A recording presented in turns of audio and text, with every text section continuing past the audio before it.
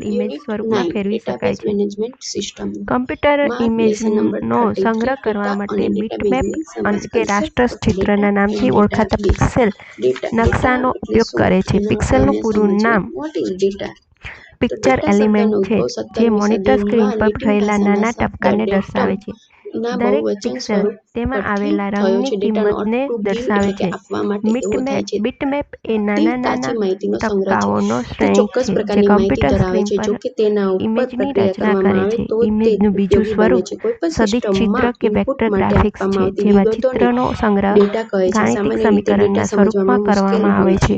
Data પર computer પ્રક્રિયા screen કરીને પર તેને સમજી બીટમેપ શકાય છે. એક ડેટા રાષ્ટ્ર ક્રમિક કે કે સદિશ એટલે કે વેક્ટર અક્રમિક ઇમેજ એક સોર્ટેડ સમાન અથવા અનસોર્ટેડ સ્વરૂપે સ્વરૂપે જોવા હોઈ મળે શકે છે. છે. તમામ પ્રકારની હકીકત, આંકડાઓ અને પરંતુ વ્યક્તિઓ બીટમેપ વિશેની વિગત, સ્વરૂપની જગ્યાઓ, ઇમેજને વસ્તુઓ ઝૂમ વગેરેને એટલે કે ડેટા કહે મોટી છે. કરતાં તે ડેટા બ્લર વિવિધ એટલે સ્વરૂપે કે હોઈ શકે છે. ઝાંખી ચોક્કસ જોવા મળે પ્રકારની છે. વિગતો બીટમેપ સ્વરૂપની એટલે ઇમેજને મોટી ડેટા. કરતાં તેમાં તે રહેલા પિક્સેલ મૌખિક, લેખિત, ફાટી જતા હોય કે કમ્પ્યુટરકૃત બ્લર કે બિન થતા હોય કમ્પ્યુટરકૃત સ્વરૂપે હોઈ શકે છે. તે જો કે ડેટા પ્રકારે તેના જોવા મૂળ મળે છે, સ્વરૂપે જ્યારે ઉપયોગી સદિશ થતો એટલે કે નથી. ડેટા વેક્ટર ઉપર સ્વરૂપની પ્રક્રિયા કરવી ઇમેજને જરૂરી છે, ઝૂમ જેથી કે ચોક્કસ પ્રકારનું પરિણામ મેળવી શકાય છે.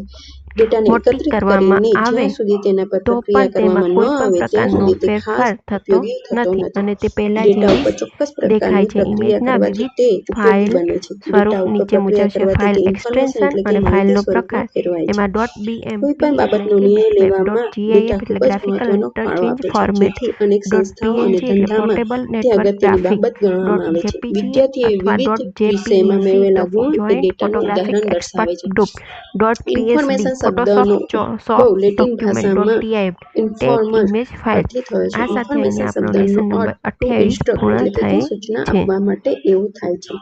તે ડેટા પ્રોસેસિંગનું પરિણામ છે. તે પ્રક્રિયા કર્યા બાદ મળતું પરિણામ છે. તે હંમેશા અર્થપૂર્ણ સ્વરૂપે હોય છે. તે સમજવામાં સરળ હોય છે. તે ક્રમબદ્ધ સ્વરૂપે હોય છે. ડેટા ઉપર પ્રક્રિયા કરીને મળતા જરૂરિયાત પરિણામને માહિતી કહે છે. એટલે આપણે ડેટા જોયું, ઇન્ફોર્મેશન જોયું, હવે માહિતી એટલે ઇન્ફોર્મેશન, બરાબર. ડેટાને સુવ્યવસ્થિત રીતે ગોઠવવામાં આવે ત્યારે તે માહિતી બને. માહિતી ચોક્કસ પ્રકારનો અર્થ અને ઉપયોગ ધરાવે છે. તે પ્રક્રિયા પામેલો ડેટા છે. તે ડેટા પ્રોસેસિંગનું પરિણામ છે. નિર્ણય લેવા માટે પાયાના એકમ એવી માહિતી આપણને ઉપયોગી બને છે. ટૂંકમાં તે નિર્ણય લેવા માટે ઉપયોગી બને છે. તે વિવિધ પ્રકારની માહિતી, સાચી તેમજ સંબંધિત માહિતીના આધારે લેવામાં આવેલ નિર્ણય ઉપયોગી અને ફાયદાકારક બને છે. જ્યારે અધૂરી અને અયોગ્ય માહિતીના આધારે લેવામાં આવેલ નિર્ણય નુકસાનકારક બને. વિદ્યાર્થીના ગુણના આધારે તૈયાર કરવામાં આવતું પરિણામ એ માહિતી એટલે કે ઇન્ફોર્મેશનનું ઉદાહરણ છે. ડેટા બે પ્રકારે હોય છે: ક્વોલિટેટિવ અને ક્વોન્ટિટેટિવ.